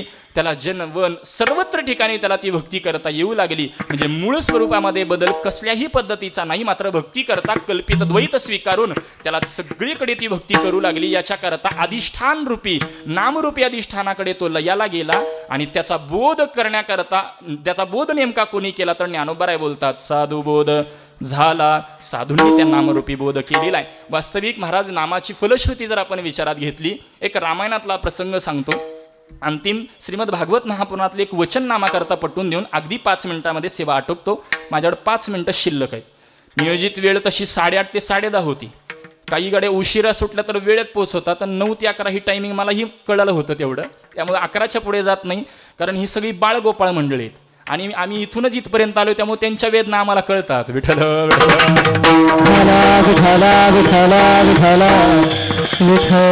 जास्त विस्तार करणार नाही. मुद्दा एवढाच पटवून देतो की नामाची फलश्रुती जर आपण विचारात घेतली, महाराज आत्ता या मृत्यू संसारामध्ये मायारूपी भवसागर तरुण जाणं अत्यंत कठीण आहे. भगवान परमात्मा स्वतः सांगतात, दैविहेशा गुणमयी मम माया दुरतय मामे वय प्रपद्यन्ते माया मेतां तरंती ते. अत्यंत महाराज मम माया म्हटलेलं आहे, भगवंताची ती माया आहे. आता मायेचं लक्षण अघटित घटनापटीशी ती माया. आता माया पटवून द्यायची झाली तर मायेचं ट्रेलर प्रत्येकाच्या घरात असतं. तरी 9च्या कीर्तनाला आपल्याला 10 होतात. समजलं का? पटवूनच देऊ. जाऊ द्या, विस्तार माझ्याकडे वेळ मर्यादित आहे. मायारूपी भवसागर तरुण जाणं अत्यंत कठीण आहे. मात्र या नामाच्या साह्याने जर भगवंताला जर शरण गेलो तर आपण मायारूपी भवसागर तरुण जातो. रामायणातला प्रसंग सांगतो. ज्यावेळेला श्री गुरु विश्वामित्र प्रभू रामचंद्र लक्ष्मणजी प्रवास करत आहेत. प्रवासामध्ये वाटत एक आश्रम लागलेला, तो आश्रम असतो महाराज गौतम ऋषींचा. आणि आश्रमामध्ये अहिल्या ही शिळाहून पडलेली आहे शापामुळे, म्हणजे स्त्रीचा दगड झालेला असतो. श्री गुरु विश्वामित्र म्हणतात, तुम्ही हिचा उद्धार करा. कसा उद्धार करावा? प्रभू रामचंद्रांची चरणाची धूळ फक्त लांबून तिच्यावर टाकतात तरी ती दगडाची पुन्हा स्त्री बनते. मोठा विचार आहे. पुन्हा तसेच पुढे प्रवास चालू ठेवतात. वाटेमध्ये एकदा त्यांना नदी लागलेली आहे. नदीतून पहिलं तीराकडे जायचंय म्हटल्यानंतर नावाड्याचा शोध घ्यायला लक्ष्मणजींना सांगतात. लक्ष्मणजी शोध घेतात. एक नावाडी निदर्शनास दिसतो. नावाड्याजवळ जाऊन विचारणा करतात, आम्हाला पलीकडच्या तीरावर जायचंय, सोडाल का? नावाडी बोलतो, माझा व्यवसायच तो आहे, मी तुम्हाला पलीकडच्या तीरावर सोडतो, मात्र तुमचा सुरुवातीला परिचय द्या. लक्ष्मणजी बोलू लागतात, हे आमचे श्री गुरु विश्वामित्र आहेत. हे अयोध्येचे राजे दशरथ पुत्र प्रभू रामचंद्रन यांचा बंधू लक्ष्मण आहे. ठीक आहे म्हणतात. त्यावेळेला नावाडी बोलू लागतो, लक्ष्मणजी तुम्ही आणि श्री गुरु विश्वामित्र माझ्या नावेत बसा, मी पलीकडच्या तीरावर सोडतो, मात्र प्रभू रामचंद्रांना मी नावेत बसू देऊ शकत नाही. प्रभू रामचंद्र बाजूलाच असतात. अरे असे मी काय गुन्हा केला की तुझ्या नावेत बसू शकत नाही? त्यावेळेला नावाडी बोलू लागतो, प्रभू तुमची ख्याती अशी ऐकलेली आहे, तुमच्या चरणाच्या धुळीपासून जर दगडाची स्त्री बनते आणि तीच जर धूळ माझ्या नावेला लागली, एका स्त्रीचं पोट भागवण्याकरता नाव चालवतो, परत 2-2 कुठं सांभाळू? प्रभू म्हणतात, अरे त्याच्यावर काहीतरी उपाय सांग. तो म्हणतो, प्रभू तुमचे पाय स्वच्छ करतो, माझ्या नामेमध्ये बसायला हरकत नाही. प्रभू परवानगी देतात. आनंदामध्ये घरी जातो. 5 चौरंग काहीतरी आणतो, प्रभूंना उभं करतो. मला सांगा, 5 चौरंगाची स्त्री झाली नसती का? त्याच्या पाठीमागं एकच भाव होता की या पाद्यपूजनाच्या माध्यमातून भगवंताला शरण जाता यावं म्हणून केलेलं एक प्रकारचं निमित्त होतं. पाद्यपूजा करतो. प्रभू रामचंद्र खाली उतरू लागतात. उतरू नका, पुन्हा धूळ लागली तर, म्हणून प्रभू रामचंद्रांना खांद्यावरती विराजमान करतो आणि नावेमध्ये बसवतो. नाव हाकत हाकत हाकत पहिलं तीराकडे जाते. श्री गुरु विश्वामित्र लक्ष्मणजी प्रभू रामचंद्र खाली उतरतात. मात्र प्रभू रामचंद्र हातातली अंगठी काढतात आणि त्याला बोलू लागतात, हा तुझ्या कामाचा मोबदला. तो म्हणतो, प्रभू सगळ्या जगताचे नियम ठरवणारे तुम्हाला साधा व्यवहारातला नियम लक्षात राहत नाही. प्रभू म्हणतात, अरे कोणत्या नियमाचा विसर पडला? नावाडी बोलतो, प्रभू एकाच व्यवसायातल्या लोकांनी आपापसात व्यवहार करायचा नसतो. बघा, डॉक्टरांकडून फी घेतात का? आम्ही वकील लोक दुसऱ्या वकिलाकडनं फी घेतो का दाजी? बरं, पटण्याकरता कंडक्टर दुसऱ्या कंडक्टरचं तिकीट घेतात का? बरं, कीर्तनकार ते काही मला माहित नाही. एकाच व्यवसायातल्या लोकांनी आपापसात व्यवहार करायचा नाही. महाराज लक्ष्मणजींना राग येतो. लक्ष्मणजी बोलतात, तू एक सामान्य नावाडी आहे, हे अयोध्येचे राजे आहेत. त्यावेळेला नावाडीने दिलेलं उत्तर मार्मिक आहे. नावाडी बोलतो, मी सुद्धा नावाडी आहे, प्रभू रामचंद्र सुद्धा नावाडी आहेत. या व्यावहारिक नदीतून पहिलं तीराकडे नेणारा मी नावाडी आहे, मात्र मायारूपी भवसागर तारून नेणारे प्रभू रामचंद्र एकटेच नावाडी आहेत. फक्त एवढं स्मरणामध्ये राहू द्या, मी आत्ता तुमच्याकडून कोणताही मोबदला घेतला नाही, हे स्मरणामध्ये राहू द्या. आणि ज्यावेळेला मायारूपी भवसागर तरून जायची वेळ माझ्यावर येईल, माझा अज्ञान दोष संपलेत का न पाहता मी केवळ नामचिंतन केर आणि या माध्यमातून तुम्हाला शरण येईल. मला तुम्ही पहिलं तीराकडे पोहोचवा. विठ्ठल.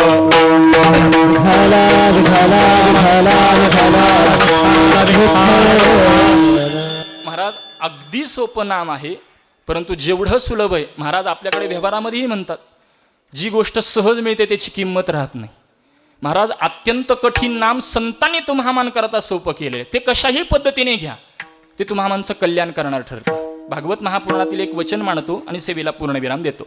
सांकेत्यम पारिहास्यम वास्तोहम हेलनमेव वा वैकुंठ नामकथनम अशेषाम गहनम विदुः. अशा पद्धतीने त्याचा विचार पाहायला मिळतो. सांकेत्यम कशाही पद्धतीने पहा, अजामेयाने मुलाच्या संकेताने नाम मुखात आलं तरी त्याचं कल्याण करणार ठरतं. सांकेत्यम पारिहास्यम वा. आता एखादा उत्सव चालू असतो आणि काही मंडळी परिहास करत असतात. काय मिळतं तुम्हाला विठ्ठल विठ्ठल करून?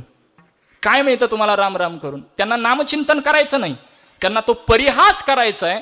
परिहासाच्या उद्देशाने देखील त्यांच्या मुखाला जर ते नामचिंतन आलं तरी ते त्यांचं कल्याण करणार ठरतं. पारिहास्यम वा स्तोहम. स्तोहम म्हणजे बघा, आपल्याकडे थंडीमध्ये हुडहुडी भरते, हु, किंवा आपल्याकडे एखादा वारकरी जर गेले तर आपण म्हणतो, अरे अरे फार निष्ठावान वारकरी होते. परंतु अरे अरे म्हणण्याऐवजी हरी हरी हरी एवढं जरी म्हटलं तरी कल्याण करणार ठरतं. याला स्तोहम म्हणतात. स्तोहम हेलनमेव व. हेलनमेव म्हणजे एखाद्याची हेटाळणी करण्याकरता. काही मंडळी म्हणतात, पहा तुम्ही आयुष्यभर त्याचं नामचिंतन करताय, काय उपयोग आहे बरं तुमच्या नामचिंतनाचा? म्हणजे हेटाळणी करण्याकरता त्यांनी काही नामचिंतन त्यांच्या मुखाला आलं तरी ते त्यांचं कल्याण करणारं ठरतं. आणखी पुढे जाऊन असा विचार मांडला जातो, महाराज एखादा आपण अपशब्द द्या म्हणजे देऊ नका, चुकून जर एखाद्या वेळेला गेला आणि त्यामध्ये जर राम आलं तर तेही मुखामध्ये जर नामचिंतन आलं तर तेही कल्याण करणारं ठरतं. पटवून देतो. आपल्याकडची प्रसिद्ध आहे हरामखोर. मी फक्त पटवून देण्याकरता घेतली बरं, नाही तर तेवढंच कट कराल. आमचे परिचयाचे ते सगळे. मुद्दा एवढाच आहे, हरामखोर मधला हा काढा, शेवटचा खोर काढा, मधला राम कल्याण करतो. याच्या पुढे जाऊन बोलायचं झालं तर एका शब्दातला शेवटचा शब्द आणि दुसऱ्या शब्दातला सुरुवातीचा शब्द दोन्ही मिळून जर नाम होत असेल तर तेही कल्याण करणार ठरतं. काही मंडळी म्हणतात, आयुष्यभर तुम्ही नामचिंतन केलं परंतु शेवटी करायचं आणि मरायचं, करा मरा हेच आहे. करामधला रान, मरामधला म, त्यातलं राम तेही कल्याण करणार ठरतं. विठ्ठल.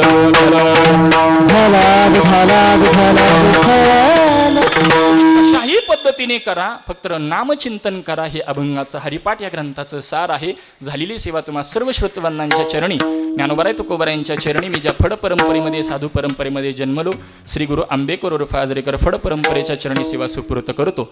सुंदर असं नियोजन समस्त ग्रामस्थ संत बावी, इथलं भजनी मंडळ, भाविक मंडळी, गावातील सर्व ज्येष्ठ श्रेष्ठ मंडळी, विशेष करून उल्लेख करावा वाटतो ते गावातील सर्व तरुण मंडळींचा.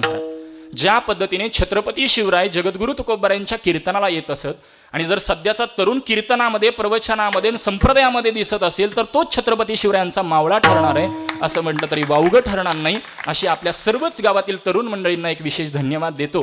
गावातील सर्वच पूजनीय मंडळी, माझ्यापेक्षा ज्ञानाने वयाने अधिकाराने सर्व ज्येष्ठ श्रेष्ठ मंडळी इथं उपस्थित आहेत. सर्वांचे चरणी विनम्र भावाने वंदन करतो. सोलापुरामध्ये एक उत्तुंग संप्रदायाची पताका जी गाव निष्ठावान पद्धतीने फड परंपरेने टिकवून ठेवतंय असे आमच्या मार्डी गावाचे आदरणीय दाजी महाराज पवार इथं उपस्थित आहेत. त्यांनाही यथोचित धन्यवाद देतो. आमच्या पंढरपुरामध्ये एक दिंडेगावकरांची एक काका महाराज दिंडीवाले यांची परंपरा आहे. पूजनीय वास्कर महाराजांच्या परंपरेतीलच आदरणीय भाऊ महाराज भोंडवे देखील इथं उपस्थित आहेत. त्यांनाही यथोचित असे धन्यवाद देतो. या परिसरामध्ये असलेली सर्वच मंडळी, आदरणीय आमचे सुरेश महाराज बावीकर असतील, या सर्वच बाळगोपाळ असतील. मी सुरुवातीलाही बोलून गेलो, आदरणीय भरतांना कीर्तन सेवेकरता उपस्थित आहेत, हे फार आनंदाची गोष्ट. बऱ्याच दिवसापासूनचा आमचा संपर्क होता, परंतु प्रत्यक्ष कीर्तनाकरता आज पहिलंच कीर्तन त्यांनी माझ्या कीर्तना करतायत आणि आपल्या गावामध्ये त्यांची भेट झाली. सोहळ्यामध्ये भेट होते, बाहेर कुठं इतरत्र गेल्यानंतर भेट होते, परंतु कीर्तनाकरता त्यांचं वाजवणं आणि त्यांचा एक पठाडेबाज असं म्हटलं तरी वेगळं ठरेल. एक फेर त्यांच्या हातामध्ये ती एक साधना आणि त्या साधनाची फलश्रुती, सेवेची फलश्रुती म्हणून आदरणीय अण्णांचं नाव आत्ता महाराष्ट्राच्या कानाकोपऱ्यामध्ये घेतलं जातं आणि म्हणून अण्णांना देखील यथोचित धन्यवाद देतो.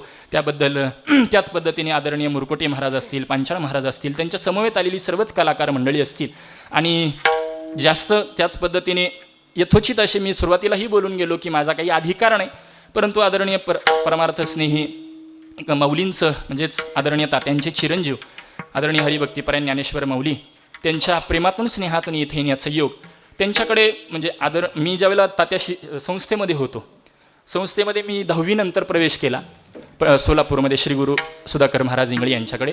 आणि प्रवेश केल्यानंतर तिथल्या विद्यार्थ्यांची आमची चर्चा असायची. तात्यांचा स्वभाव फार कडक आहे बरं. म्हणजे तेव्हापासून आम्ही ऐकलेलो की बार्शी भागामध्ये आदरणीय तात्यांची संस्था आणि एक शिस्तीचं, फक्त विद्यार्थी एखादा घरी गेला तरी म्हणजेच आपल्याकडे राहावं आणि त्यातनं काहीतरी आउटपुट मिळावं. आता हे समजून जावा, मी जास्त विस्तार नाही करत. फक्त काहीतरी मिळावं म्हणून संस्था नाही, वारकरी संप्रदाय कानाकोपऱ्यामध्ये टिकला पाहिजे याकरता धडपड करणारी काही मंडळी आहेत. त्यामध्ये आदरणीय तात्यांचा एक आवर्जून उल्लेख करावा लागतो. आदरणीय तात्यांनी त्याच शिस्तीने आणि त्याच निष्ठावान पद्धतीने आदरणीय माऊलींना घडवलेलं आहे. महाराज सांप्रदायिक शिक्षण दिलंच, त्या पद्धतीने यमय देखील आदरणीय महाराजांनी मला चांगलं ज्ञात आहे. मी त्यांना सेवेकरता परीक्षा चालू होती, इथून पुण्याला जाऊन त्यांनी परीक्षा द्यावी, तिथं जाऊन अभ्यास करावा, एवढे फार कष्ट आदरणीय माऊली महाराजांनी घेतले.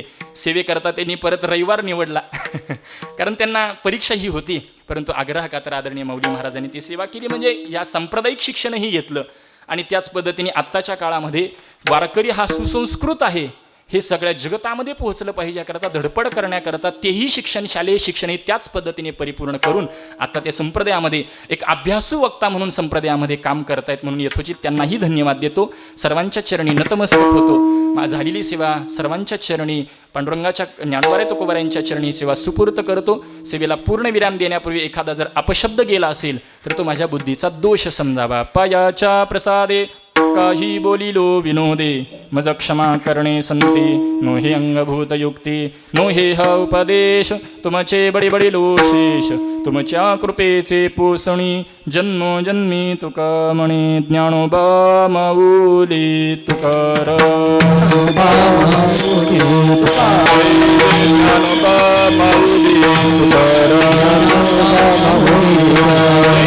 ज्ञानोबा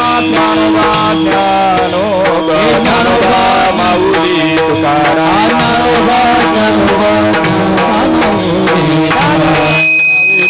पुंडलिक वरदान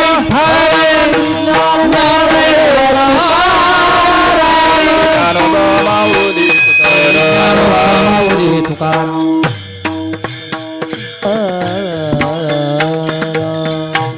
ज्ञानदेव गोदी संगत सजनी, ज्ञानदेवा गोडी संगती सज्जनी, ज्ञानदेवा गोडी संगती सज्जनी, ज्ञानदेवा गोडी संगती सजनी,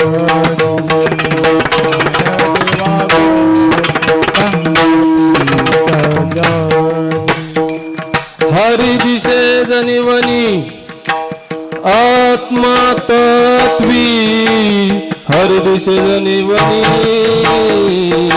आत्मा तत्वी, हरि दिशे जनिवनी आत्मा तत्वी, हरि दिशे जनिवनी आत्मा तत्वी, हरि मुखे मना, हरि मुखे मना, हरि मुखे मना, हरि मुखे मना, हरि दिशे जनिवनी वनी आत्मा तत्वी हरि दिसे जनी वनी आत्मा तत्वी हरि दिसे जनी वनी आत्मा तत्वी हरि मुखे मना हरि मुखे मना हरि मुखे मना